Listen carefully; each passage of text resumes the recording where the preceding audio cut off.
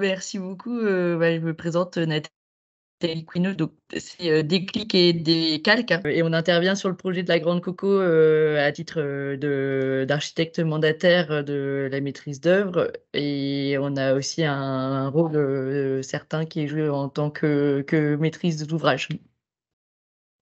Mais je me présente aussi, c'est Jean-Pierre Ipanti des Switch, bureau d'études qui s'occupe de l'énergie et environnement, qui fait partie du bureau d'études Qui Plus Est et de la coopérative Oxalis. Et en même temps, je travaille à la mairie de Renly-sous-Bois à mi-temps également. Voilà, et pareil, je suis bureau d'études sur le projet et aussi maîtrise d'ouvrage, maîtrise d'œuvre, tout ça. Donc on va commencer par vous faire un petit dézoom global sur le projet et son histoire. En gros, la genèse de tout ça, c'est un endroit à Pantin qui est le 12 rue Florian, c'est l'espace dans lequel on a nos bureaux actuellement. Où on a petit à petit on a pris un peu plus, on a poussé un peu les murs pour être un peu plus nombreux, donc on partage les bureaux avec donc Switch et nous, agence d'architecture, et il y a aussi une agence de programmation et d'AMO qui s'appelle A, etc. Il y a aussi quelques paysagistes indépendants qui sont installés à la même adresse et l'association Pépin Production qui fait de l'agriculture urbaine. Donc en fait, c'est un projet qu'on a appelé Melroshed et qu'on a monté en autopromotion il y a maintenant une dizaine d'années. Ça a été livré en 2013. Et assez vite, on a installé, il y avait un petit lot qui se prêtait assez bien pour faire une partie bureau. Donc, depuis 2012, on s'est installé donc à Pantin et on a suivi le chantier du projet de Melroshed en étant sur place. Donc, et ça, c'est un projet d'habitat groupé où on a créé donc ce bureau plus une dizaine de logements. Donc, c'est que ça a été notre première expérience en autopromotion. Donc, il s'agissait de trouver un groupement d'investissement et d'investisseurs. On a créé une société civile de construction d'attribution et on a suivi le projet en qualité d'archi. Donc, c'était un peu la première fois qu'on jouait ce rôle double casquette client et architecte. Donc, voilà, ça, c'est les logements finis avec sur la partie gauche avec le bardage bois noir, c'est la partie bureau. Et ça, c'est quelques vues des appartements finis. Donc, à l'issue de ça, on s'est en fait de là a germé de cet espace de travail une envie d'élargir un peu le champ d'action et de se dire que en fait, c'était vraiment très intéressant d'avoir cette cohabitation et on a pris la mesure de toutes les synergies qu'il y avait à partager un espace de travail avec d'autres métiers pour constituer des équipes de maîtrise d'œuvre, pour voilà, être réactif dans nos échanges et voilà. On a eu l'envie d'élargir ça à d'autres professions encore. Et il y avait aussi une part assez importante qui était donnée à la gastronomie parce qu'on voilà, c'est un endroit où en gros on a un espace, un vrai espace cuisine où on voit la place que prend aussi le repas du midi dans tout ce qui est un peu plus informel, mais qu'est-ce que ça génère aussi. Donc en fait, le fait d'avoir un espace de travail plus grand et un projet de cantine, c'était un peu les deux composantes de départ. Et on a répondu sur un premier rappel à projet qui était la première édition de Réinventer Paris sur un site situé rue Pia dans le 20e. Et donc un projet qui s'appelait Entrée Pia Dessert et voilà, bon, on est arrivé deuxième et en fait on pense que c'est plutôt pas mal qu'on ait perdu ce projet parce qu'il y avait toute une histoire de fondation profonde qui nous aurait a priori voilà, complexifié un peu la vie. Et à l'issue de cette première expérience, on a eu une autre expérience assez enrichissante dans le 20e arrondissement, qui était la mise en activation d'un tronçon de la petite ceinture, donc au niveau de la rue de la Mare. On a vu aussi ce que c'était de porter l'animation d'un lieu avec des aménagements temporaires et voilà, ça nous a aussi fédéré pas mal et ça a aussi fait que, d'une certaine façon, on commençait à être assez identifié au niveau de la mairie du 20e à travers ces deux projets et d'autres actions qui sont menées dans le 20e. Et à partir de ça, donc je prends la parole. À partir de ça, on a dit qu'on n'avait jamais pu répondre au réinventé parce qu'on y avait passé notre vie. Pour répondre au premier, on avait fait au réinventé Paris, on avait fait 2 euros et à la fin, personne ne nous avait rémunéré. Et donc, on s'est dit que c'était pas très intéressant. Sauf qu'on a visité ce bâtiment, le bâtiment du 29 rue du Soleil, que c'est un bâtiment à réhabiliter. Et on n'a pas su résister à répondre à l'appel à projet.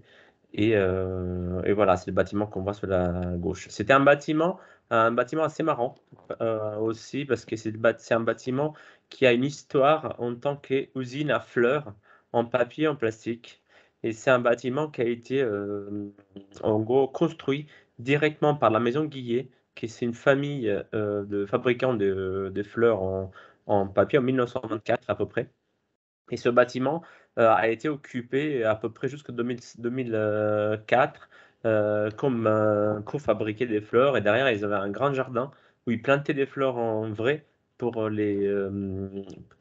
avoir des échantillons pour fabriquer des fleurs en papier ou en plastique. Et ces fleurs, ils servaient à la fabrication de décors, à la base des ornements pour les chapeaux. Après, aujourd'hui, l'entreprise a été vendue à la haute couture parce qu'il a commencé à fabriquer à partir des années 90 des fleurs voilà, des fleurs pour la haute couture et été rachetées par Chanel ou par l'équivalent.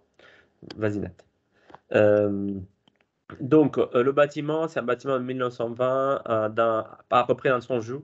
Il a été modifié par moment, mais on voit dans les images que c'était un bâtiment abandonné depuis une dizaine d'années, où les pigeons, ils avaient fait un peu leur travail, mais c'était un bâtiment assez intéressant avec des planchers en bois, certains planchers en béton. Il y avait un ascenseur qui a été fabriqué par les propriétaires. Ils avaient leur appartement, donc ils travaillaient il y avait des combles où ils stockaient des fleurs, des bananes en polystyrène. Et en gros, c'est un bâtiment qui nous a vraiment, vraiment inspiré. Pour répondre à cette offre, par contre, ce bâtiment a été occupé par les Restos du Cœur en bail amphithéotique depuis 7-8 ans, je pense. Et En convention d'occupation oui, pardon. temporaire. Pardon, en convention d'occupation temporaire. Et donc, on s'est rendu compte, en gros, avec plus ou moins le même collectif, on s'est dit, on va répondre à cet appel à projet, réinventer la métropole du Grand Paris cette fois, le premier, avec les mêmes équipes qu'on avait répondu avant, les mêmes équipes de Florian, à lesquelles on allait ajouter la Coco-Cantine, que c'est un collectif qui voulait monter une cantine et qui est toujours sous le projet, pour faire un espace associatif, de cantine associatif autogéré. Et en même temps, du fait qu'il y avait les Restos du Cœur qui étaient placés sur la parcelle, on s'est dit qu'on allait les garder de manière assez importante. Donc, ils avaient 2 activités, les Restos du Cœur, et on a gardé une seule activité, donc la distribution. Et donc, ça, c'est à peu près le programme. Donc, c'est un programme varié. Comment on pourrait appeler ça un programme des tiers-lieux, hein. Voilà, donc il y a un Coco Working, en réalité, c'est des bureaux. Il y a un Coco Sound, c'est des studios d'enregistrement. Il y a une Coco Cantine, donc c'est une cantine. Il y a une serre pour production cocotier. Et le cocon, c'est des logements qu'on est obligé de fabriquer pour des questions qu'on ne peut pas supprimer des logements dans Paris. Et en même temps, il y a les Restos du Cœur qui occupent 200 mètres carrés au sol de l'extension qui est derrière. Euh, voilà, donc on était parti sur un chantier. En gros, dans les promesses de cette réponse à l'appel d'offres, on avait dit qu'on allait faire plein de chantiers participatifs, plein de remplois, et on allait faire aussi, voilà, des démarches environnementales poussées, parce que c'est notre lieu d'habitat et de notre bureau, et on ne pourrait pas ne pas être exemplaire là-dessus. Et vas-y. Et voilà, donc il y a quelques perces d'images du concours. Donc on voit, il y a un bâtiment à réhabiliter et il y a une extension assez grande derrière. Sous cette extension, donc, il y a justement les Restos du Cœur, des logements et une pépinière à l'étage. Et on voit voilà, des dessins de la co-cantine et des espaces bureaux comme on les a imaginés il y a longtemps. C'est pour dire juste qu'on a gagné le concours en 2017. Et donc, Pardon. l'innovation, oui, pardon, Désolée. l'innovation pour nous, les deux grosses innovations qu'on avait, au-delà du fait de faire un bâtiment exemplaire et de s'amuser à faire de s'amuser, c'est de faire une préconfiguration, c'est-à-dire d'avoir une occupation temporaire qu'on va expliquer un peu plus tard. On va faire un montage financier. On n'est pas acheter le bien à la mairie de Paris, mais faire un bail amphithéotique ou à construire. Et le troisième élément important, c'est d'être nous-mêmes ne pas avoir des promoteurs pour faire un tel bâtiment, mais partir avec un collectif de maîtrise d'œuvre, maîtrise d'ouvrage, dans laquelle on allait investir nous-mêmes de l'argent euh, pour, euh, pour fabriquer le bâtiment. Et donc ça a plu. Et donc on a été nommé lauréat donc en 2017. Et donc comme on voit bien tout en haut, on a un montage un peu compliqué, avec une SAS Coco c'est elle qui va gérer le bâtiment et qui aujourd'hui il collecte quasiment l'argent de tous les associés de la société. On a une SCI du Soleil il doit payer des loyers à la ville de Paris pendant longtemps, et qu'elle est formée elle-même de la SAS Coco et des Belleville, une foncière responsable qui nous a rejoint en chemin parce qu'on avait besoin de quelqu'un qui était un peu plus solide que nous au niveau financier, mais qui sont minoritaires dans la société. Et après, il y a les Restos du Cœur qui, eux, ils vont être locataires directement de la SCI 3 de Soleil. Voilà, donc ce montage-là, ça nous a permis de gagner l'appel d'offres, et on est en train de le tenir en fabriquant le bâtiment. Je te laisse la parole, Nat.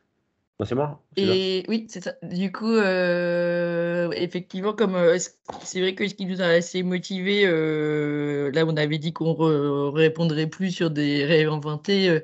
En fait, c'est vrai que la grosse différence avec le premier projet sur lequel on avait répondu, c'est qu'il y avait un bâtiment qui était déjà là. Donc, on voyait à court terme une possibilité d'exploiter le lieu pour générer une animation autour du lieu. Et on a changé aussi de philosophie. Donc, comme l'a dit Jean Pirou, à la base, sur le premier réinventé, on avait proposé un achat. Là, le fait de fonctionner sur un bail amphithéotique sur une durée de 45 ans, bah, c'était une philosophie qui nous allait bien, de dire qu'en gros, nous, on n'avait pas pour fonction de dupliquer ce type de projet. C'est plus que ça nous allait bien de prendre soin d'un bâtiment pendant 45 ans et de le restituer dans la sphère publique ensuite. Donc, un des aspects de l'œuvre, c'était la phase d'urbanisme transitoire. Donc, l'idée, c'était de dealer avec la ville que quasiment dès qu'on était lauréat, ils nous remettent les clés du bâtiment pour pouvoir commencer à activer des choses. Donc cette période, elle nous semblait assez indispensable pour les réseaux qui sont affichés à l'écran, qui étaient de tester des choses, de faire venir, faire connaître l'identité du lieu et que les gens commencent à l'identifier, d'entamer une cohabitation avec les Restos du Cœur et de faire aussi bouger le programme et les aménagements aussi en fonction des retours qu'on avait des potentielles personnes qui seraient amenées à utiliser les lieux. Et voilà, et s'adapter en termes de rythme, de fonctionnement à la vie des Restos du Cœur, qui serait quand même une composante importante à terme des flux et autres sujets. Donc ça a pris forme.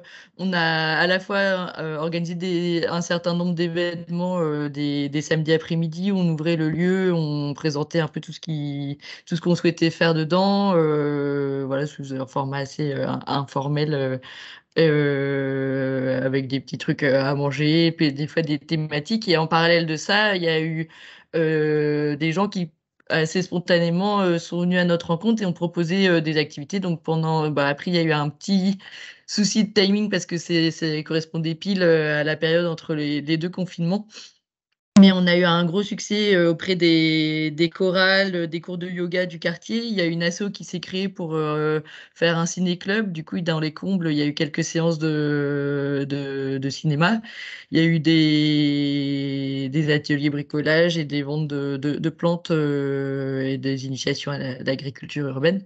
Voilà, petit à petit, ça a fait qu'on a brassé un peu de monde, parlé du projet, et puis ça s'est terminé sur un événement qu'on a appelé le Coco Light, qui était juste avant le démarrage du chantier, une sorte on profitait du bâtiment en son état pour faire une sorte de mise en lumière de tous ces vestiges qu'on avait trouvés plus ou moins dans les placards, enfin tous les endroits un peu incongru du bâtiment et voilà, ça a permis toute cette phase-là de générer tout un écosystème avec plein d'acteurs qui potentiellement seraient des personnes ou des entités qui à terme seraient amenées à pouvoir utiliser le lieu d'une façon ou d'une autre ou faire résonner sur d'autres lieux.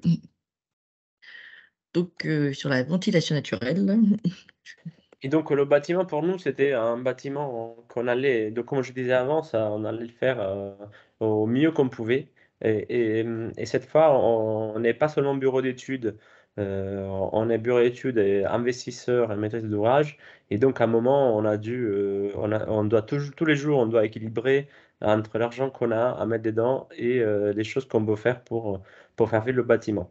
L'idée, c'était quand même Nous, on Switch travaille aussi avec la mairie de Rosny-sous-Bois et on est pas mal au taquet de s'amuser avec la ventilation naturelle.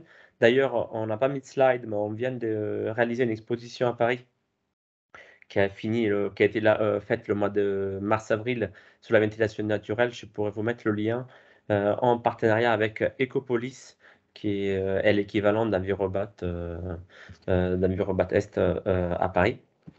Et donc, on est parti sur un bâtiment isolé avec des biosourcés, avec des lapailles les endroits où on pouvait, avec une chaudière bois granulé et une ventilation naturelle à des différents espaces. Pas du tout, parce qu'au sous-sol, c'était impossible, mais par différents espaces. Donc, vas-y, Nat. Donc, comme on disait, en gros, on s'est pas mal amusé parce que nous, on travaillait, comme on disait, avec mon collègue Mathieu, on a travaillé aussi à la mairie de Rosny-sous-Bois et on a répondu à un appel d'offres de l'ADEME pour essayer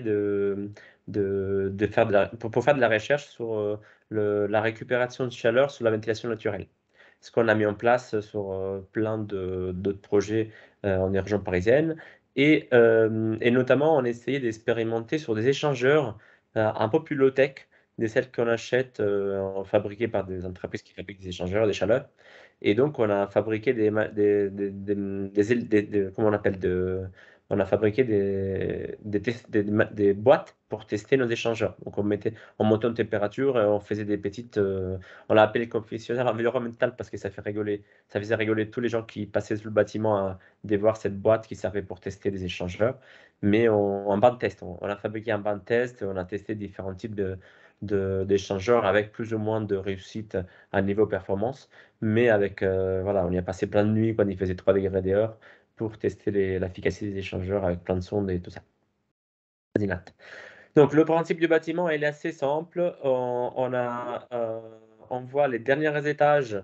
En gros, on fabrique des cheminées de ventilation pour créer une différence de pression. Et pour la partie bureau, on fait de la ventilation naturelle simple flux. Donc, en gros, on a des prises d'air en façade, des types Ducoline.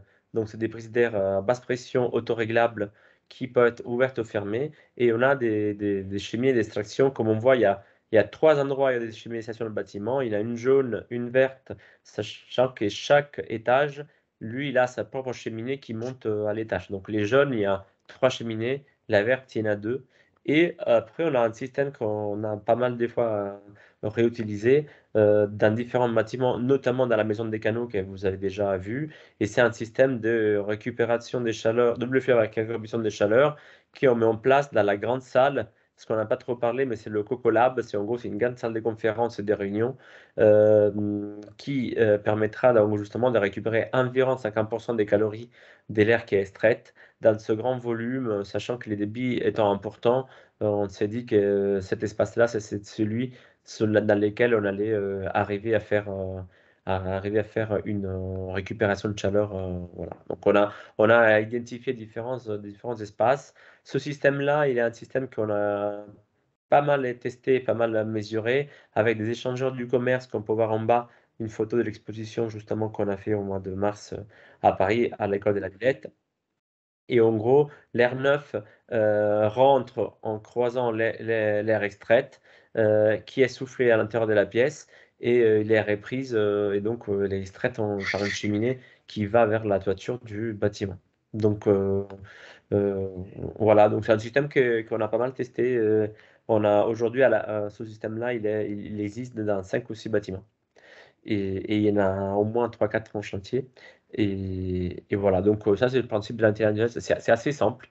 Et la régulation est faite par des systèmes ou manuels dans les bureaux ou par une sonde de CO2 avec un bypass dans la grande salle. Mais c'est un système qui est relativement simple à mettre en place et voilà.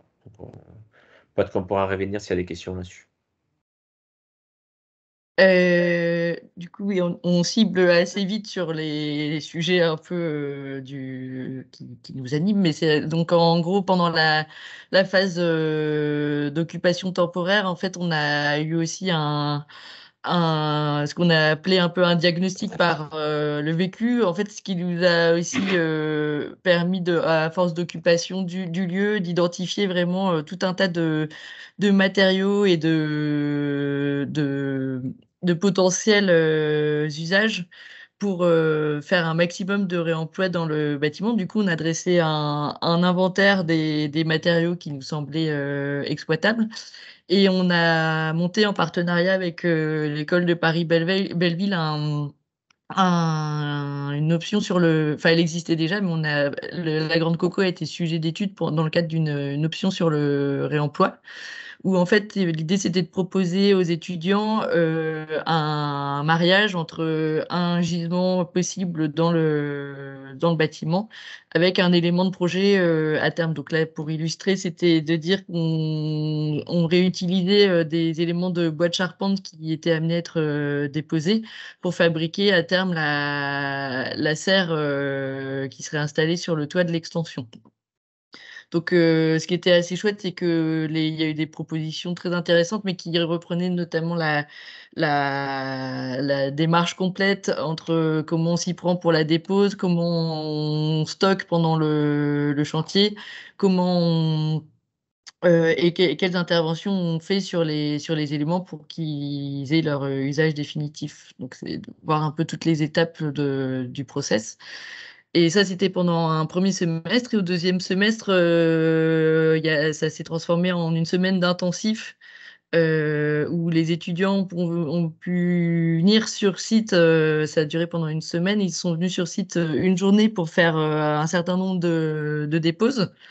Donc là, c'était la première fois qu'on concrétisait un peu ces histoires de réemploi et on voyait en gros le décalage entre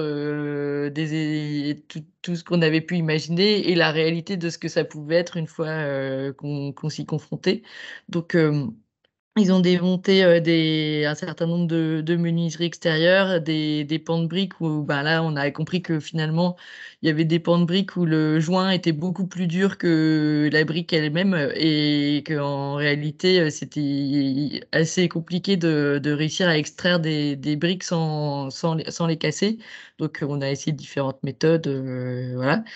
Et là, ça nous a permis aussi de nous rendre compte que, par exemple, les menuiseries du bâtiment, une fois ramenées en atelier, qu'on commençait à les poncer, en fait, c'était vraiment des beaux éléments en chaîne.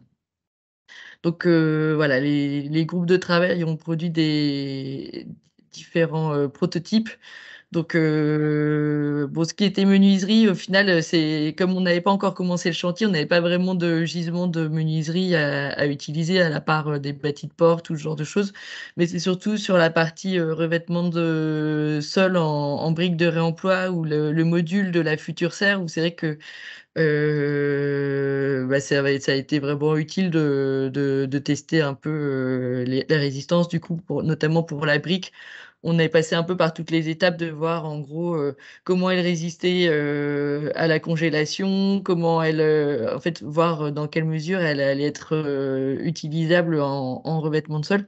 Donc, on a fait le test de la passer une nuit au congélo pour voir si elle explose pas, on avait fait un petit assemblage sur lequel il y avait un Fenwick qui a roulé, donc pour voir si elle résistait à la compression et ce genre de choses. Donc voilà. Et en parallèle de ça, donc ça c'était vraiment au tout début tout démarrage du chantier. Et on a commencé le chantier à proprement parler avec la volonté au maximum d'être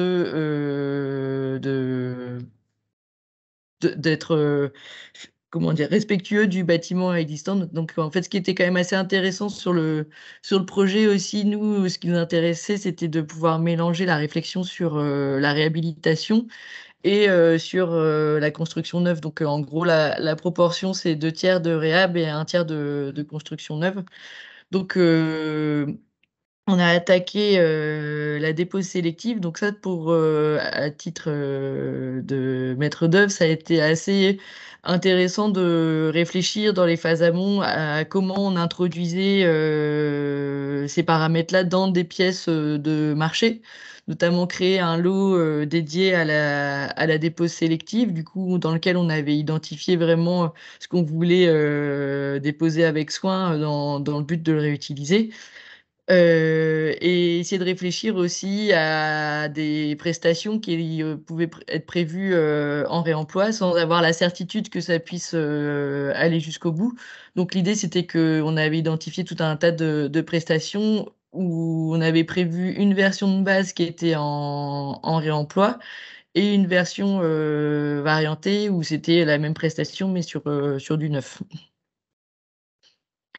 Donc c'est l'entreprise Travail et Vie qui a intervenu et qui est très familière de la question de la dépose sélective et c'est comme ça qu'on les a retenus.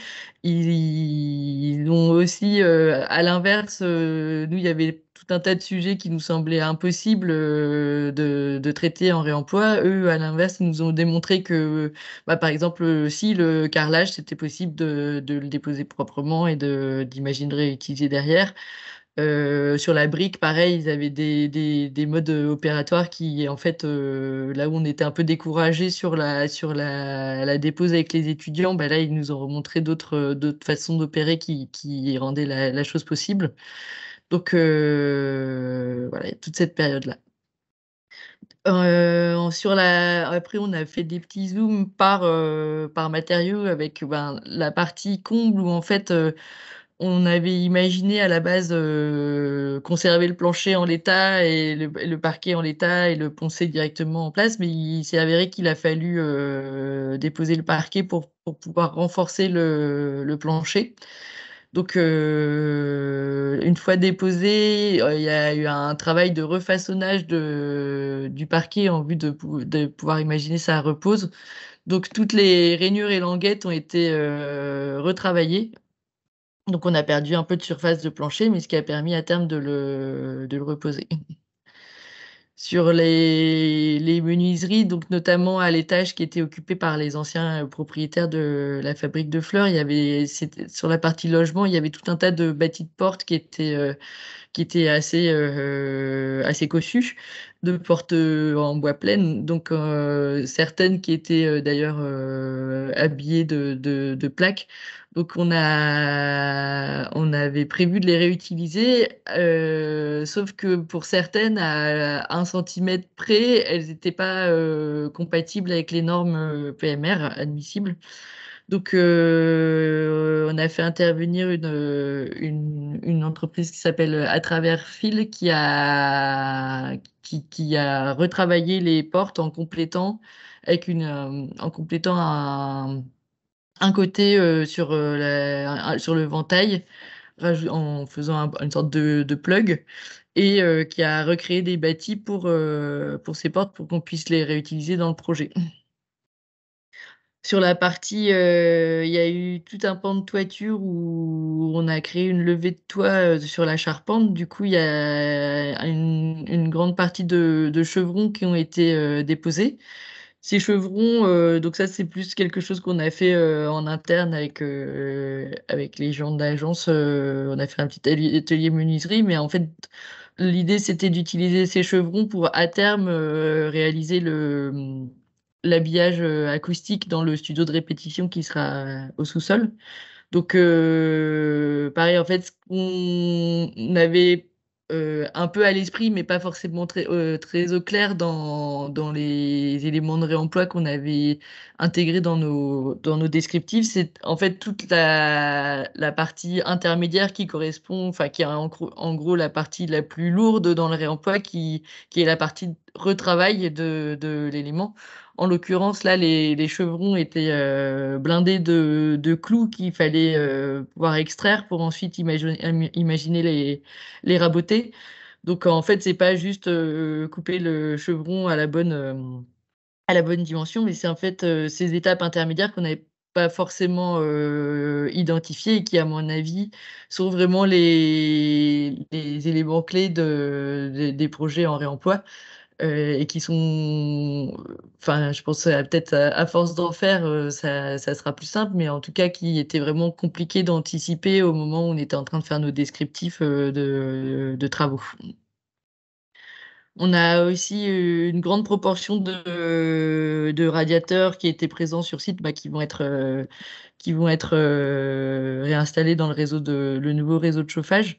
Là, de nouveau, bah, il y a un travail aussi qui est toujours pas très au clair, qui sera bah, comment on traite ces radiateurs, ne serait-ce qu'en finition de peinture et ce genre de choses. Il y a la partie des embouages et ce genre d'étapes donc qui pour l'instant sont plutôt du côté du plombier, mais il y a quand même un peu de travail de retape pour les rendre présentables. Et là, il y a un petit détail de serrurerie où en fait, tout d'un coup, il y avait quelques barreaux qui devaient être sciés sur une fenêtre et en fait, on a profité de ces barreaux pour les meuler, les refaçonner et créer des petites listes de garde-corps qui seront fixées sur certaines menuiseries dans les combles à terme. Donc il y a deux grands axes de réemploi. Il y a tout ce qui est réemploi in situ qui englobe bah, le travail sur la brique. Donc on a vu pareil, les étapes intermédiaires, notamment le gros travail que ça implique de réussir à scinder la partie mortier de la partie brique pour à terme pouvoir l'exploiter. Toutes celles qui étaient cassées, imaginez bah, un concassage pour avoir des granulats pour le paillage dans les espaces extérieurs. À cela, c'est ajouter quand même la composante du stockage sur site pendant le chantier, où bah, on est quand même un peu en permanence un peu malmené sur les chantiers avec les histoires de stockage, surtout en plein Paris, avec des livraisons qui sont pas faciles. Là, il y a tout un pan de toiture en tuile qui a été déposé et dont une partie de la tuile pourra resservir ensuite sur une partie de l'extension. Mais bah, ces tuiles, on se les trimballe d'un coin à l'autre du bâtiment. On n'a pas vraiment d'espace dédié qui convienne bien pour entreposer. Donc ça, pareil, c'est quelque chose qui, je pense, mérite d'être vraiment très très bien anticipé pour avoir un espace de stockage dédié qui permette aussi que tout ça ne soit pas dégradé pendant la période de travaux et qu'au moment de pouvoir les mettre en œuvre, et ben, en fait, il y a plus du tout la matière disponible parce que tout aura été endommagé en cours de route.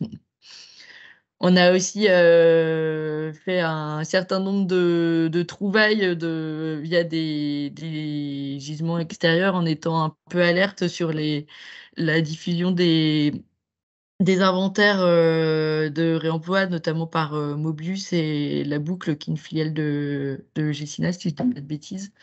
Donc ça nous a permis notamment de récupérer des cloisons vitrées qui seront installées dans certains espaces bureaux, un stock assez important de sanitaires, des interrupteurs.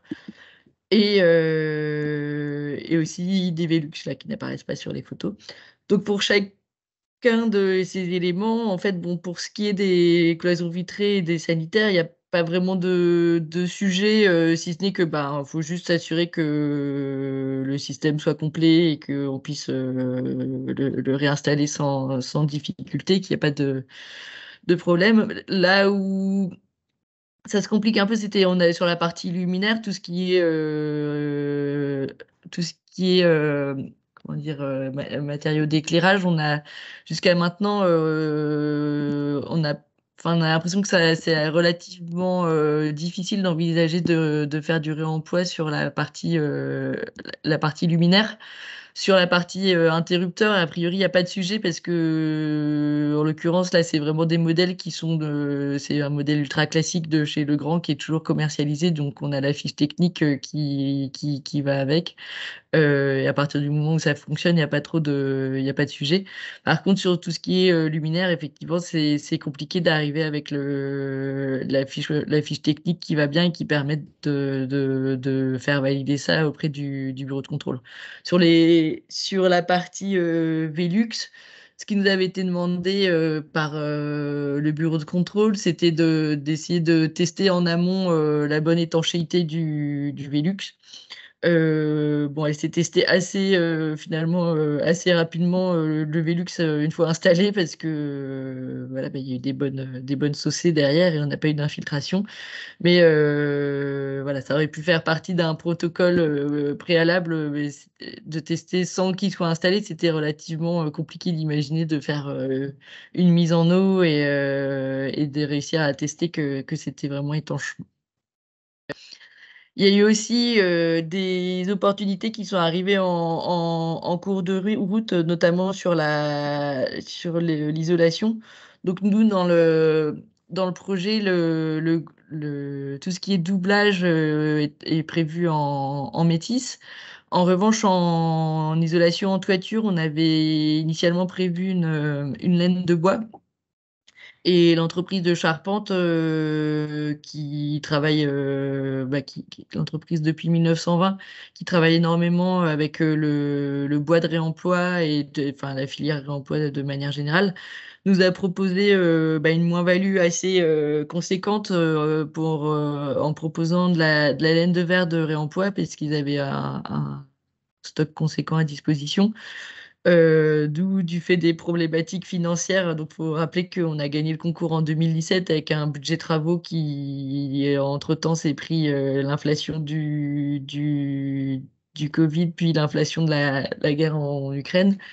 Notre budget travaux était un peu, enfin voilà, il reste un peu en décalage par rapport à notre réalité budgétaire. Donc, on a des sujets financiers qui restent d'actualité. Donc, toute moins-value un peu conséquente était bonne à prendre. On sait qu'on a on a perdu un peu en confort d'été. Mais voilà, ça nous allait bien de dire qu'on mettait quand même de la laine de verre, d'autant que elle était issue d'un autre chantier où ça avait été déconstruit. Donc, il y a eu ce gisement-là. Il y a aussi, de toute façon, il y avait une part de laine de verre qui était prévue en plafond justement pour protéger l'isolant biosourcé. Il y a eu un autre gisement qui est apparu en cours de route qui était la photo de gauche où on a eu la possibilité de récupérer 700 mètres carrés d'un autre type de laine de verre qui était prévu en plénum, en faux plafond pour la partie acoustique. Et ce qui est assez intéressant enfin là-dedans, c'est que ça a été une proposition de l'entreprise Travail et Vie qui avait un chantier de déconstruction sur lequel ils avaient vraiment une quantité importante de laine de verre à récupérer. Et on a missionné l'entreprise de cloison doublage, qui n'est pas forcément une entreprise très identifiée dans la partie réemploi, biosourcé et compagnie. Donc c'est eux qui se sont chargés d'aller récupérer le matériel et en fait ça leur a permis aussi d'en bénéficier pour un autre chantier qu'ils avaient en cours de route. Et c'est cette même entreprise qui a été amenée à intervenir pour la dépose des cloisons vitrées. Donc en fait Là où on se dit que ça va un peu dans le bon sens, c'est que c'est des entreprises qui sont pas du tout familières avec ce type de pratique, sont un peu confrontées à y mettre les mains dedans, quoi. En parallèle de tout ça, on a organisé un certain nombre de chantiers participatifs, notamment enfin, principalement pour la question de l'isolation thermique intérieure. Donc, on a organisé trois semaines échelonnées de chantiers participatifs où en fait, on a cherché dans un premier temps à tester un certain nombre de modes opératoires. Donc là, on explique un peu ce premier chantier où en fait, on avait choisi un pan de mur qui doit être doublé de l'intérieur en travaillant sur des mélanges à base de paille et de terre. Donc on a... Comment? Il y a aussi Oui, du champ. et il y a aussi du chanvre. Mais sur la partie droite du mur, en gros, l'idée c'était de tester des mélanges en branchage rotatif, du coup plus en compactage. Et sur la partie de gauche, c'était de travailler sur un plus ou moins, enfin un même remplissage, mais par contre d'essayer différents types de branchage. Donc là, on voit quelques images.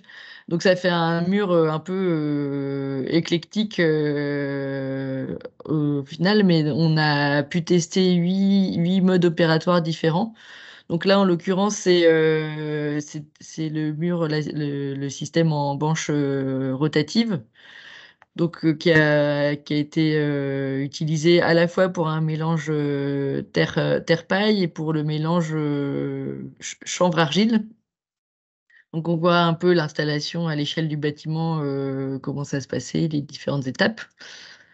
On a testé ce mélange chanvre-argile qui est un mélange tout prêt qui est distribué par un fabricant qui s'appelle la briqueterie de Wulf.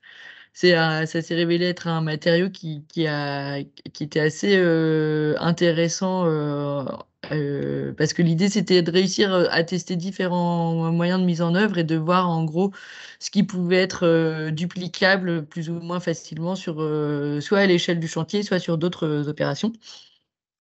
Là, sur la photo du centre, c'est le terre-paille, donc autoportant. Et sur la droite, on voit les différents types de banches qu'on a testés, donc le roseau, sans banche, le latis et le fermacelle. Donc tous ces différentes banches, c'était toujours avec le mélange chanvre-argile de la briqueterie de Wulf.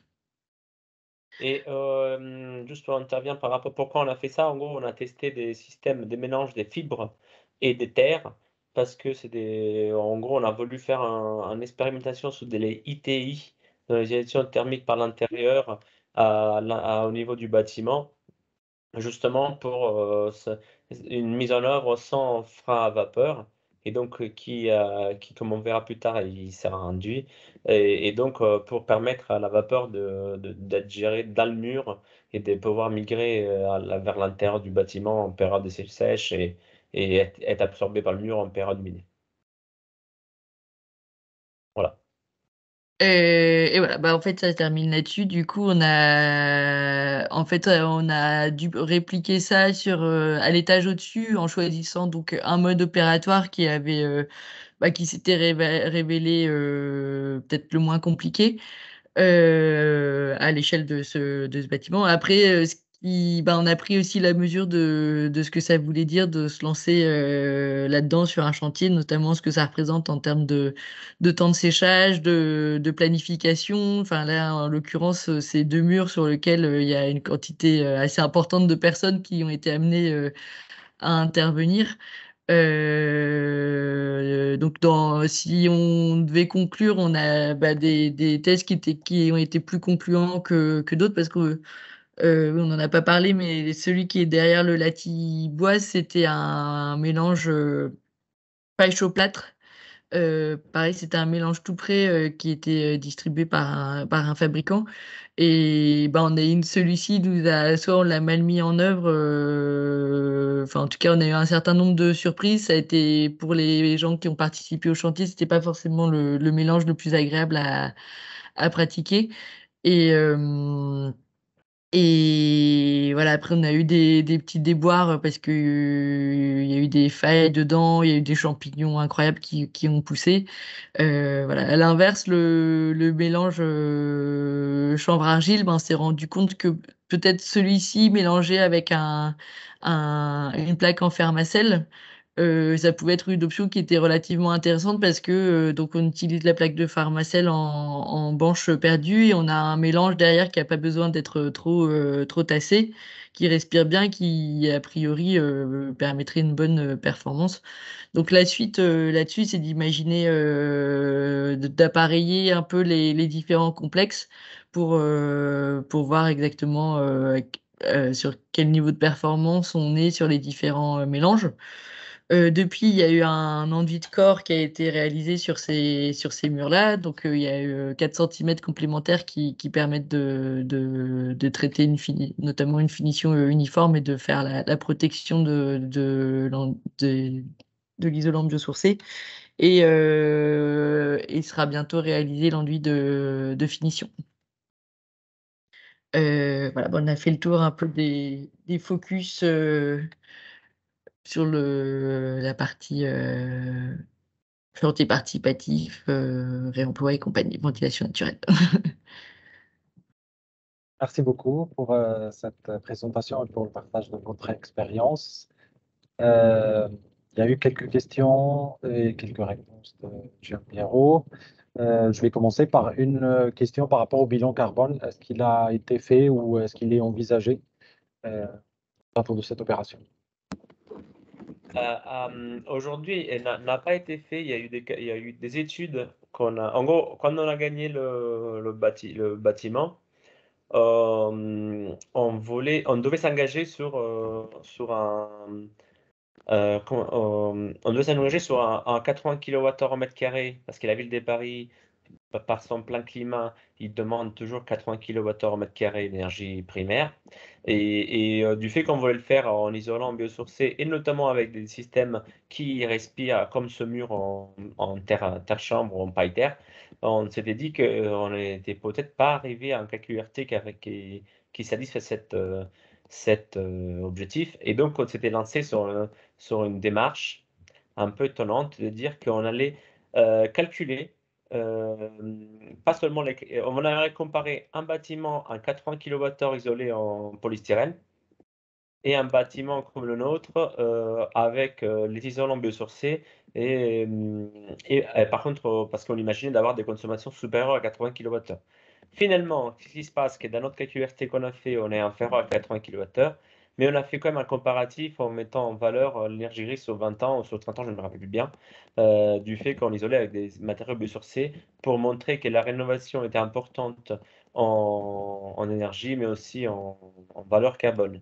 Donc, on a fait en valeur carbone ou énergie grise, voilà, équivalent. Donc, on a fait un truc, pour l'instant, on a fait un test partiel. On n'a pas fait un coup en carbone total, donc on a des résultats, mais il y a des fortes chances que du fait que maintenant ça se démocratise de plus en plus, à la fin du bâtiment, on arrivera à faire un ACV un peu plus dense. Bien, merci pour cette réponse qui motive.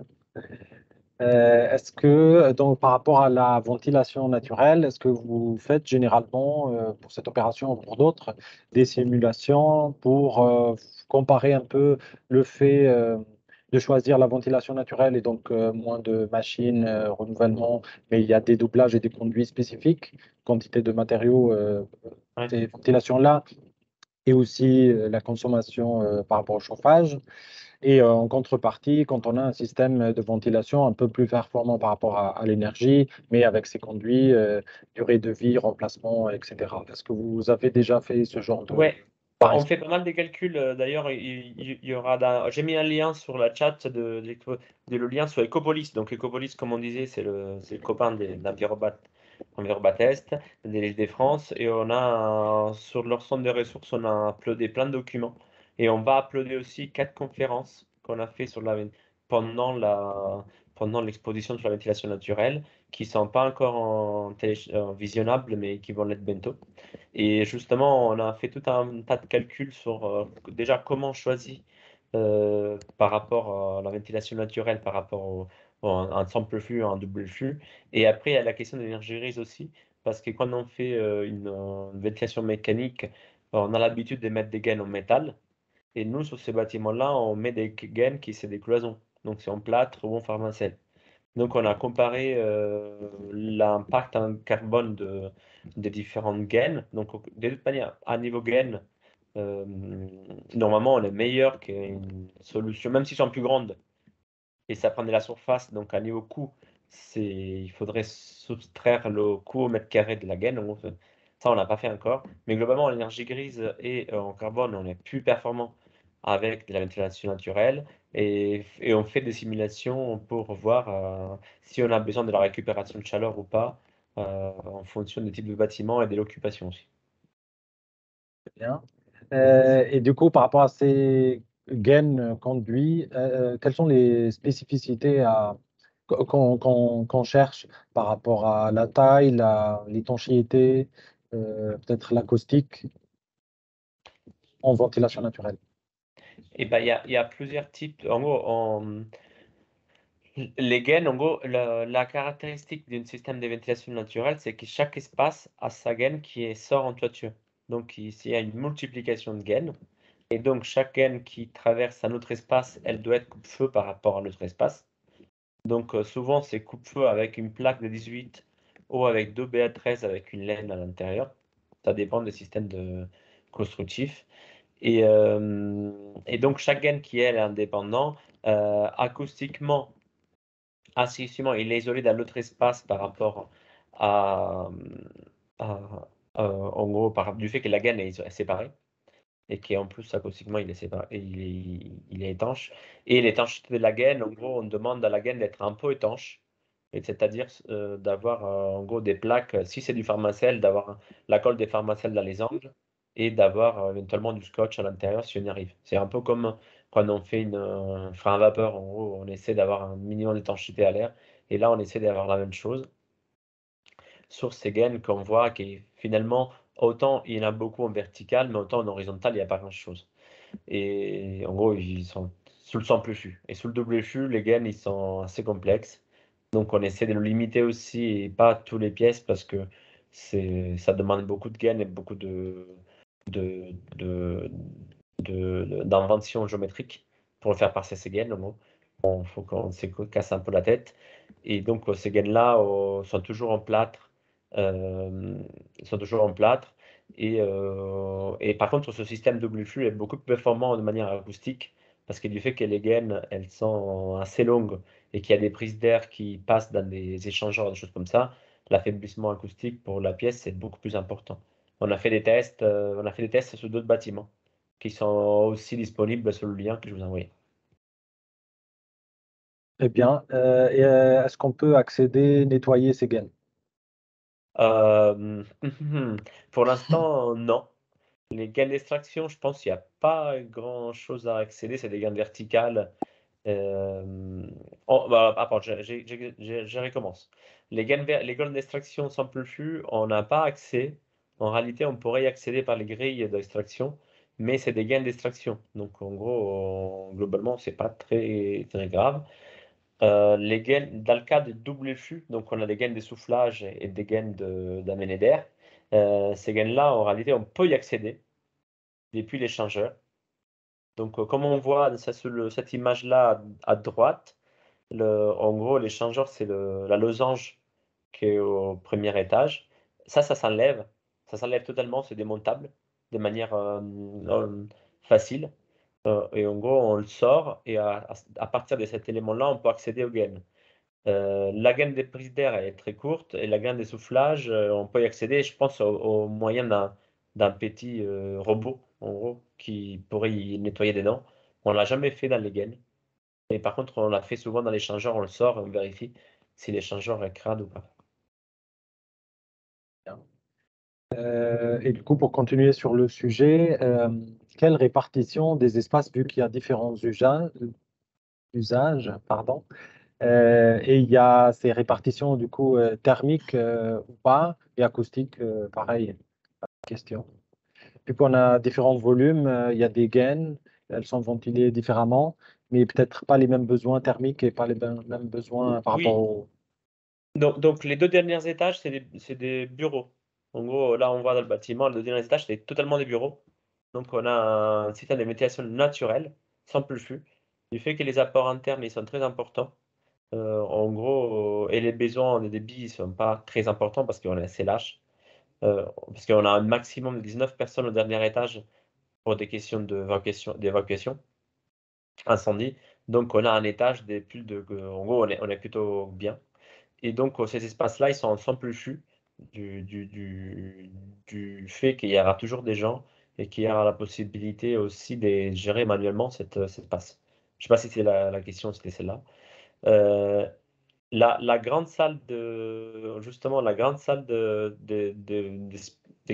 conférence, qui elle va avoir un grand débit, il va être utilisé dans plein de manières différentes, et il y a un débit de plutôt de 900 mètres cubes heure. Celle-là, on a décidé de mettre un double flux pour faire de la récupération de chaleur sur la ventilation naturelle. Cet espace-là, il peut être utilisé par 3 personnes pour faire du yoga, peut être utilisé par 100, non, je ne sais pas il y a combien de personnes maximum, mais en tous les cas, c'est un espace polyvalent, et donc c'est pour ça qu'on a mis un peu le maximum d'efficacité énergétique. Et à la cantine, qui est au rez-de-chaussée, à la base, on voulait faire un système plus compliqué, en gros avec des batteries de récupération de chaleur pour expérimenter encore autre chose. Mais finalement, pour l'instant, on va faire que du sans plus flux, sachant qu'on s'est rendu compte il va y avoir beaucoup d'apports internes et qu'il y aura plutôt le problème d'évacuer des calories que d'échauffer. Et pour l'instant, on a la possibilité d'installer ces batteries un jour si on a envie. Mais je ne sais pas si on va tout faire. Et à niveau acoustique, il y a un acousticien qui a travaillé beaucoup dessus. Et donc, les espaces, pareil, ils sont traités. Chaque espace, il est traité de manière très, très, très différente. Et notamment, il y a en gros, le plus contraignant sur le sous-sol, c'est la salle des répétitions, qui elle est ventilée en mécanique double flux, parce que c'est au sous-sol et qu'on n'arrive pas à ventiler autrement. Et elle, c'est fabriqué, on a carrément fabriqué une boîte à la boîte avec une dalle, en gros, une dalle suspendue. Oui, c'est pas suspendu, une dalle sur Flottante. amortisseur. Oui. Ouais. Et, et voilà, il y a beaucoup d'isolation acoustique entre les étages du fait de différents programmes. Après, l'acoustique, chez les NAT, c'est pas juste de rajouter des choses. Bah, c'est vrai que c'est une des problématiques du projet, c'est qu'il y a beaucoup d'espaces avec des fonctions différentes qui cohabitent. Donc, on avait quand même un certain nombre de sujets à la fois de coupe-feu, d'acoustique. Donc, on a des complexes de plancher qui sont un petit peu alourdis pour traiter ces aspects-là. Ça mélangé avec la thermique, on a un panel de solutions techniques qui est assez complexe. Au final, oui, on a fallu faire une nomenclature des types de parois pour s'y retrouver dans ce qu'on faisait, parce qu'en plus, le bâtiment d'origine, il a des planchers qui sont assez hétéroclites d'un niveau à l'autre. Il n'y en a pas deux qui sont pareils. Donc voilà, c'est vrai que en conception, au stade du permis de construire, l'aspect notice de sécurité, c'était un sacré morceau aussi pour réussir à faire aboutir sur quelque chose qui puisse être validé. Merci.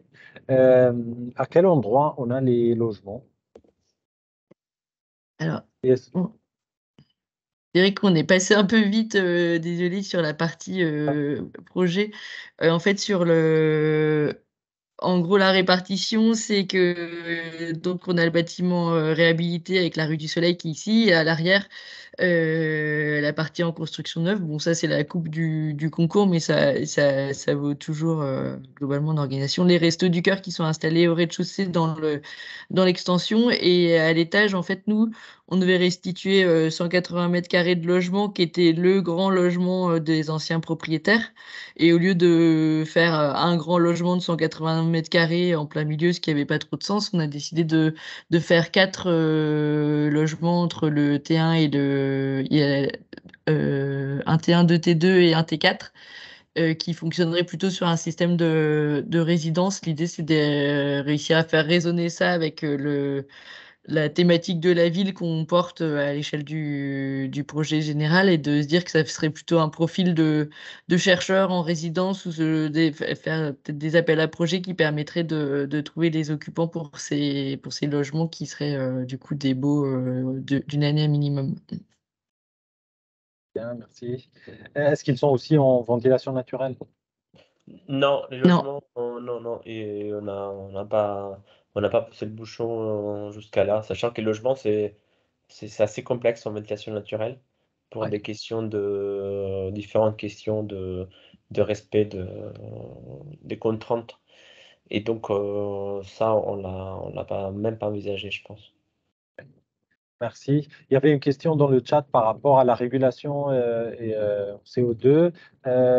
J'ai vu que tu as répondu. Est-ce que tu veux nous en dire Ouais, plus? la régulation, en gros, ce qu'on a dit assez vite, en gros, tout ce que c'est bureau, aujourd'hui, les 2 étages des bureaux, il y a un système totalement manuel avec des clapets et des prises d'air en façade avec un clapet qui sont gérés par les gens en fonction des sondes des CO2 qui sont remplacées à l'intérieur du bureau.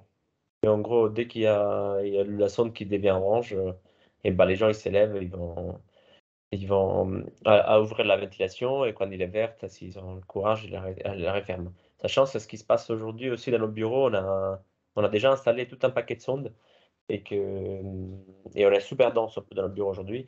Et donc on passe le temps à s'élever, se fermer, ça se fait facilement. Dans la grande salle, on a développé justement pour la maison des canaux, que vous avez vu un système de modulation assez simple qui est géré par une sonde de CO2. En gros, les sondes de CO2 trois couleurs, qui orange, rouge et vert, qui elles, ils savent envoyer des signaux. Et en gros, le signal de la sonde gère toute seule en automatique les registres qui s'ouvrent et se ferment. Et on a mis en place juste avec un bypass pour avoir un bouton qui dit où c'est la sonde qui gère en automatiquement, ou sinon on ouvre comme on a envie. Et donc on a un système assez simple avec une sonde et un interrupteur qui permet de gérer ou de manière automatique ou de manière manuelle dans la grande salle. Et donc il y aura, je pense, le même principe. Un sonde de CO2 qui marche très bien l'hiver. En gros, s'il n'y a personne, c'est fermé. Et s'il y a des gens, c'est ouvert. Et par contre, l'été, quand on ventile un max, en mi-saison, et ben, on passe en manière manuelle et on appuie sur le bouton, et les gens, ils ouvrent, on ferme en fonction de ce qui ça les arrange de manière. Voilà. Donc ça, c'est pour la grande salle. Et pour le bureau, c'est vraiment manuel. Merci. Et c'est des sondes classiques. Oui, oui, ils sont super classiques. Si vous voulez, c'est des sons je vous donne la marque si vous voulez ce qu'on a mis dedans. Et pareil, toujours on a mis en libre service, on a mis en gros, ce document ressources que j'ai mis en gros, dans cette plateforme de ressources, on a mis aussi le document qu'on a travaillé. Ah, pardon, excusez-moi, je suis pas fatigué. Le document qu'on a élaboré pour la maison des canaux, qui nous sert des bases pour gérer la sonde de CO2 qui gère les registres. Il est en téléchargeable sur la plateforme d'Ecopolis. Merci. Je repartagerai après l'ensemble de ces documents. Je pense qu'il n'y a plus de questions par rapport à la ventilation naturelle. On passe un peu au réemploi. Est-ce que vous avez les quantités des matériaux qui étaient envisagés en réemploi et réellement euh, obtenus après? Alors, on avait du coup élaboré un diagnostic préalable avec les quantités, et voilà. Après, on essaye d'élaborer par matériau une sorte de fiche de suivi qui permettent d'estimer avec une valeur poids qui soit un peu la récurrente. Ça, c'est des documents qui sont en cours d'élaboration au fil du chantier, au fil de ce qu'on arrive à faire. Et donc aussi, l'idée, c'est que cette fiche, elle permette de retracer aussi un peu les étapes de retravail quand il y en a entre la dépose et la repose, si c'est pour un même usage ou un autre usage, ça dépend. Voilà. Mais ça, c'est un travail qui est un peu qui se fait au fil de l'avancement, quoi. Il est en cours encore on a fait un dossier de réponse à l'ADEME parce qu'on a une subvention sur emploi. Et donc, on a fait une première étape de réponse sur tout ce qu'on devait faire. Normalement, on va plus loin de ce qu'on avait dit. Mais on n'a pas fini encore.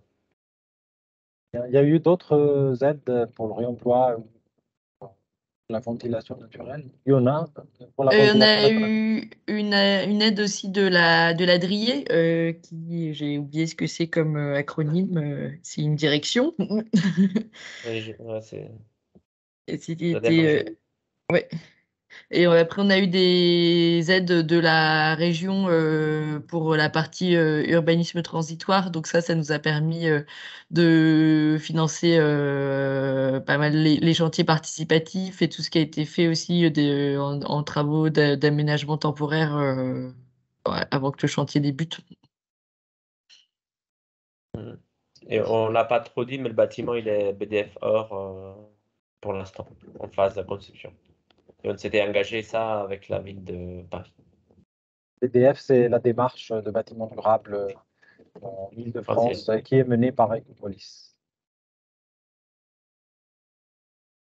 Et par rapport aux matériaux, toujours aux matériaux de réemploi, est-ce que tout est envisagé en utilisation en réemploi in situ ou il y a d'autres filières qui vont profiter?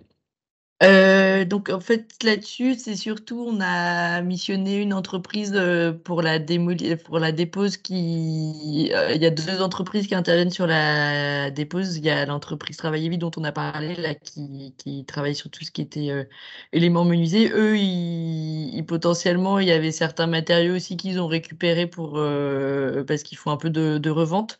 Mais pas grand-chose. Par contre, il y a l'entreprise qui intervient sur tout ce qui est des déposes métalliques, parce qu'il y avait un plancher métallique, il y avait aussi toute une partie verrière. C'est General Metal Edition, GME, qui, eux, font énormément de réemploi en métal. Donc, c'est par ce biais-là que ça pourrait être resservi ensuite. Ça représente quelle proportion à peu près entre in situ et hors site? Hors site, c'est vraiment, c'est quand même vraiment à la marge, hein. Après, faudrait qu'on parle en termes de volume, je sais pas, mais je pense qu'il y a peut-être 5% qui sert en dehors du site et le reste, c'est que des choses qui sont envisagées in situ. Et après, par contre, il y a eu pas mal d'éléments qui sont issus de gisements extérieurs dont j'ai parlé tout à l'heure. Donc ça, faudrait qu'on arrive à quantifier peut-être aussi la proportion, mais je dirais que c'est peut-être un tiers de gisements extérieurs et 2 tiers sur place.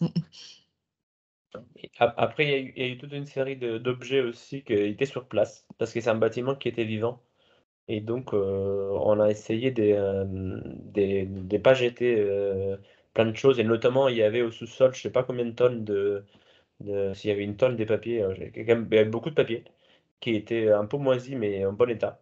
Et donc, on a fait un appel d'offres. En gros, on a mis ça sur le bon coin et il y a eu une cinquantaine de personnes qui sont venues récupérer et de remettre des papiers qui doivent pas loin de correspondre d'une tonne de papier. Oui, je crois que C'est- c'était plus qu'une tonne de papier qui est Ouais. partie par ce Et biais-là. donc, on a quand même ça. Après, on a tout fait en manière de pouvoir. Tout ce qu'on pouvait refourguer, même la chaudière et à gaz qui était dessus. Le bâtiment, on l'a mis sur le bon coin et quelqu'un qui me l'a cherché. Et voilà, donc ça, on n'a pas forcément tout répertorié. Mais il y en a plein de choses que. Il y avait aussi beaucoup de fleurs artificielles qui avaient été un peu abandonnées dans les soupents, tout ce genre de choses. Et c'est des choses qu'on a proposées sur le Bon Coin. Il y a plein de gens de tes compagnies de théâtre et autres qui sont venus récupérer ça. Nous, ça nous allait bien. On en gardait une micro-partie, mais ça nous allait bien quand même de faire un peu de place dans le bâtiment et que ça puisse trouver preneur par ce biais-là. Est-ce que vous avez utilisé d'autres plateformes de réemploi? Parce que ça, c'était plutôt pour des particuliers qui prenaient des quantités, des petites quantités. Oui, non, nous, on n'est pas, pour mettre à disposition, on n'est pas passé par des plateformes, non. Il y a cette histoire de veille de gisement. Donc, nous, on est dans la boucle de diffusion de certains maîtres d'ouvrage ou de Mobius qui diffuse des inventaires. Donc ça, c'est aussi des aspects du travail qu'on avait un peu anticipé, mais ce travail de veille, il y a aussi des missions qu'on a organisées de notre propre chef pour aller démonter des sanitaires, ou ce genre de choses. C'est des choses qu'on n'avait pas quantifiées très clairement dans nos pièces marché, et donc c'est vrai que c'est un projet qui nous sollicite physiquement à de nombreuses étapes, quoi. Merci. Une autre question par rapport au même sujet du chat. Est-ce qu'il y a eu des problèmes liés à la contamination au plan, par exemple les peintures ou les menuiseries? Et comment ça a été géré si c'était le cas? Il y a eu en amont du démarrage du chantier, il y a eu un désamiantage. Sur la partie plomb, on a eu plusieurs diagnostics qui étaient très peu alarmants sur la partie plomb, parce qu'ils avaient identifié que sur certains garde-corps garde-corps extérieurs qui sont conservés en place. Après, il y a eu il y a un certain nombre de vieux réseaux en plomb qui sont partis sur des filières spécifiques. Mais c'est vrai qu'on a tout ce qui est peinture, il n'y a pas eu d'identification du plomb sur des peintures courantes. Le truc, c'est qu'il y a eu plusieurs diagnostiqueurs qui sont passés qui l'ont pas spécifié. C'est vrai que là-dessus, je pense que peut-être qu'on était pas complètement regardant. J'ai pas trop d'éléments de réponse du coup. Il y a déjà pas mal. Et par rapport aux autres tests, comme pour la brique, qui l'a fait? Comment Ça, vous c'était les faites? plutôt plutôt empirique. En fait, en fait, nous, on a notamment au moment où on a fait le workshop avec les étudiants, en fait, on avait glané quand même un certain nombre d'informations. Notamment, il y avait des documents qui avaient été diffusés par Bellastock pour un projet. Il me semble que c'était un projet européen où en fait, ils avaient produit des fiches par matériaux, et qui donnait notamment des clés pour identifier matériau et son potentiel de réusage. Et donc sur la brique, on avait vu notamment que par ces fiches-là que c'était qu'il y avait un certain nombre de tests qui pouvaient être réalisés de notre propre chef. Et l'idée, c'est que nous, on s'engage à réutiliser un matériau qui va bien. Donc, voilà, l'idée c'est de répertorier ça, et puis ça ferait l'objet d'une validation par le bureau de contrôle qui avait été aussi choisi assez spécifiquement pour comme une personne qui était quand même assez enfin, à qui le réemploi, c'est des choses qui parlent, quoi. Donc on avait un peu mis les chances de notre côté sur cet aspect-là. Bien. Une autre question chat. Comment a été intégré le curage et la dépose dans les documents du marché? Donc on a créé, en fait, il y avait des déposes structurelles qui sont restées de façon classique au lot du gros œuvre.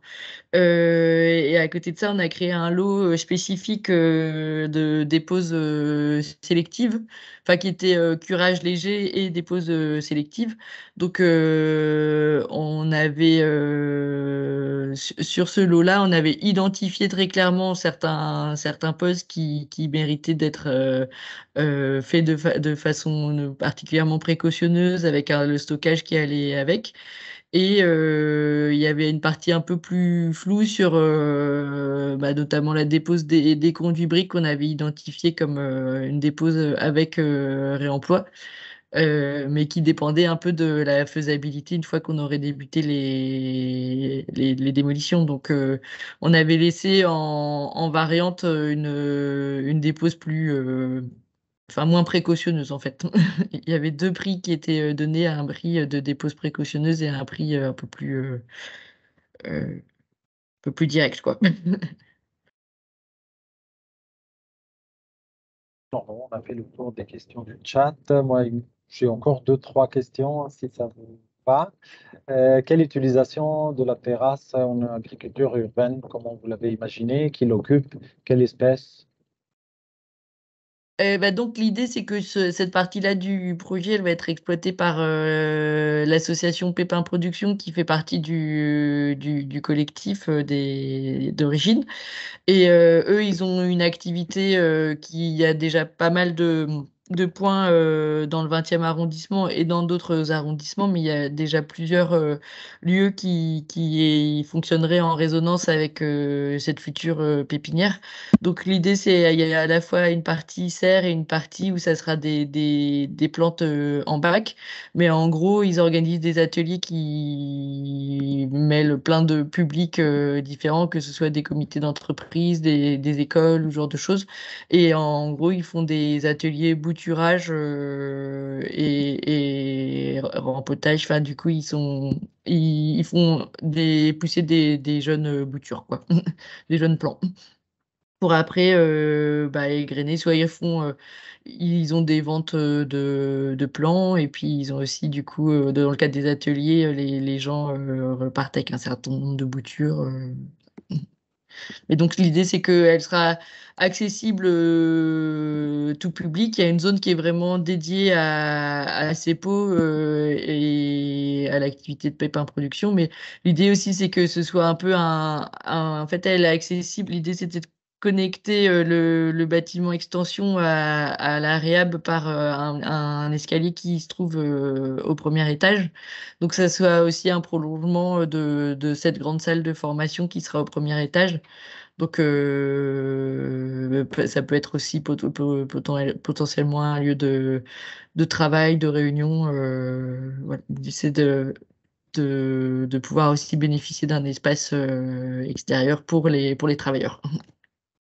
Et il y avait des exigences dans ce sens pour la végétation par la Ben, ville ou c'était une initiative? non, non, ça c'était une initiative du groupement. Après, au final, on n'est pas très très bon sur la quantité de pleine terre parce que la parcelle elle est relativement petite et relativement dense. Mais effectivement, comme en fait à la base. Là, bon, on voit pas très bien, mais il y a un petit muret avec une clôture en fond de parcelle. Et en gros, initialement, il y avait un très très grand jardin à l'arrière qui appartenait, qui était le jardin de la fabrique de fleurs. Et c'est là où, en gros, les anciens propriétaires faisaient pousser des espèces qu'ils essayaient de répliquer dans leur fabrique. Et donc, après, il y a eu une division cadastrale qui s'est arrêtée à ce Si, c'est niveau-là. bon. On est soumis à la TVA de l'Union européenne, donc tu peux y aller. Tu peux dire. J'ai juste coupé le micro. Alors, peut-être une dernière question, s'il n'y a pas d'autres questions dans le chat. Il y a eu pas mal d'innovations par rapport au réemploi, ventilation et le bail d'occupation.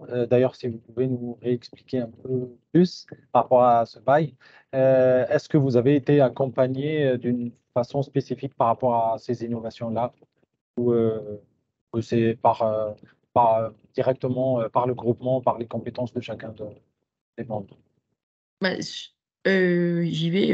Mais en fait, dans le cadre de l'appel à projet, en fait, il avait été demandé à la Caisse des dépôts, d'accompagner les différents porteurs de projets pour faciliter les montages et ce genre de choses. Donc nous, en fait, c'est quand même une aide qui a été assez précieuse en phase concours, parce qu'en plus, on a eu un interlocuteur qui était vraiment comprenait bien le projet, il nous a facilité un certain nombre de choses. Ce qui ne veut pas dire du tout que la suite a été simple, au contraire, ça a été relativement complexe à l'issue de ça, parce qu'on a travaillé avec la Caisse des dépôts qui actuellement prête à hauteur de 70% de l'emprunt. Sauf qu'à la base, la Caisse des dépôts était co-investisseur, donc il y a eu beaucoup de remaniements en cours de route. Nous, il y a une bonne partie des choses qui ont été faites en interne avec nos compétences et nos non-compétences dans chacun de ces domaines. Donc, après, assez vite, on s'est quand même entouré d'une AMO au démarrage, du notaire, d'un juriste, avocat parce qu'au final, on a monté assez rapidement une asso qui apportait la phase d'occupation temporaire, qui permettait aussi d'avoir une entité qui existait, notamment pour aller essayer de glaner des subventions dès le démarrage. Et cette asso, la Grande Coco, elle continue de porter tout ce qui est en lien avec les chantiers participatifs et le réemploi. Et on a créé une autre asso pour la Coco Cantine et une SAS et une SCI. Donc tout ça en un an à peu près. Donc on a été accompagné pour toutes ces étapes-là. Et après, pour ce qui est du bail avec la ville, ça a été pareil un sacré sujet avec aussi des points un peu de tension parce que nous on est arrivé pas très préparé pour certaines discussions qui étaient vite assez dures, notamment sur la façon de fixer le montant du loyer. En gros, nous on avait fait une proposition de loyer sur les 45 ans qui reste un loyer très faible, mais qui est compensé par le fait qu'on a quasiment 2,7 millions qu'on a 2,7 millions de travaux à financer.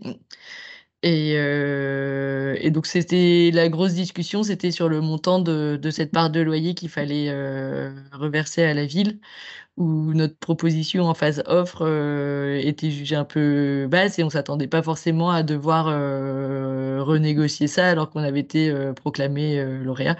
Donc ça, c'était une discussion qui a duré beaucoup plus longtemps que ce qu'on aurait souhaité et qui a mis à plusieurs reprises le projet en péril parce qu'on avait du mal à aboutir. Donc voilà, ça et tout ce qui est relecture du bail, où c'est vraiment des compétences enfin beaucoup de clauses qui nous dont la finalité nous échappait un peu. Donc voilà, heureusement, je pense que c'est à peu près derrière nous ce sujet-là, mais ça a été la partie du morceau qu'on n'avait pas mesuré à sa juste valeur. Merci beaucoup. Je ne sais pas si vous aviez d'autres remarques ou choses à dire. Jean-Pierre. Non, non, on a des choses. Ok, très bien. Merci. Il y a une formation donc à Ecopolis mais c'est à Paris, sur la ventilation naturelle. Est-ce qu'elle est prévue en visio que en Non, pour présentiel? l'instant, ce qu'on a dit, c'est qu'on pourra la refaire. D'ailleurs, on avait pris contact avec Camille de Passive Solar Bowen. Ouais, Camille Et Bouchon. ouais, Camille Bouchon, qu'on a dit on aurait pu la refaire aussi en Davos région. Mais par l'instant, elle a été faite Très qu'en bien. présentiel à Strasbourg et on a convenu pour l'instant, on l'a fait en présentiel dans les endroits. On ne fait pas on n'est Ouais. pas concurrent de Ecopolis, on peut la déplacer, mais on l'a fait qu'en présentiel. Vous nous dites quand elle sera prévue à Strasbourg et comme ça on pourra relayer. Ok. Voilà, merci beaucoup. S'il n'y a pas d'autres questions, je pense qu'on peut s'arrêter là. Merci beaucoup pour votre présence, pour le partage de ces informations sur des sujets qui nous intéressent beaucoup et qui sont d'actualité d'avenir. Et voilà, n'hésitez pas pour les participants à aller sur les ressources partagées ou à nous contacter pour aller plus loin et à venir à nos prochains événements. Bah, Merci merci aux beaucoup intervenants. pour l'invitation. Avec grand plaisir. Merci. Merci Bonne et journée. à bientôt sur ces thématiques et d'autres. Merci. Au revoir.